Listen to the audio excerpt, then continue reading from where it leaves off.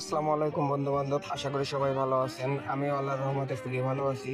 আজকে গিয়েছিলাম বাহলা আল আমান মসজিদের ওখানে ভিডিও করতে, প্লাস কিছু ছবি তুলতে।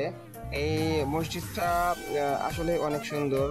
এই আশেপাশে মিলকুচিতে যতগুলো মসজিদ আছে তার মধ্যে এই মসজিদটি অন্যতম।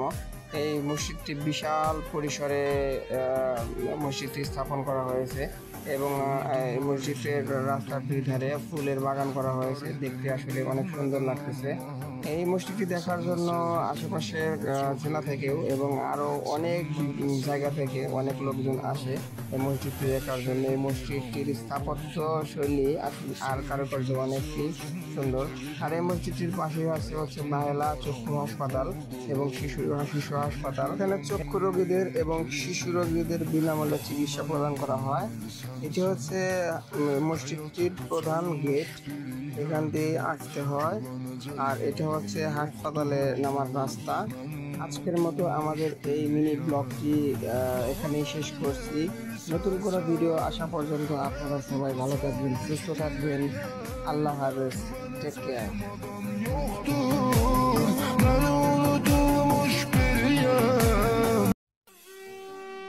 আসসালামু আলাইকুম বন্ধু বান্ধব, আশা করি সবাই ভালো আছেন। আমি আল্লাহর রহমতে খুবই ভালো আছি। আজকে গিয়েছিলাম বাহলা আল আমান মসজিদের ওখানে ভিডিও করতে, প্লাস কিছু ছবি তুলতে। এই মসজিদটা আসলে অনেক সুন্দর। এই আশেপাশে মিলকুচিতে যতগুলো মসজিদ আছে তার মধ্যে এই মসজিদটি অন্যতম। এই মসজিদটি বিশাল পরিসরে মসজিদটি স্থাপন করা হয়েছে এবং এই মসজিদের রাস্তার দুই ধারে ফুলের বাগান করা হয়েছে, দেখতে আসলে অনেক সুন্দর লাগতেছে।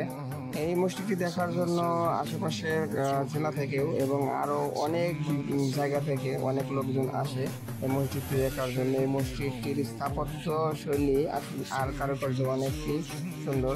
আর এই মসজিদটির পাশে হচ্ছে মাহেলা চক্ষু হাসপাতাল এবং শিশু শিশু হাসপাতাল। এখানে চক্ষু রোগীদের এবং শিশু রোগীদের বিনামূল্যে চিকিৎসা প্রদান করা হয়। এটি হচ্ছে মসজিদটির প্রধান গেট, এখান দিয়ে আসতে হয়। আর এটা হচ্ছে হাসপাতালে নামার রাস্তা।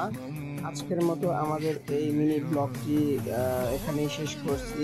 নতুন কোনো ভিডিও আসা পর্যন্ত আপনারা সবাই ভালো থাকবেন, সুস্থ থাকবেন।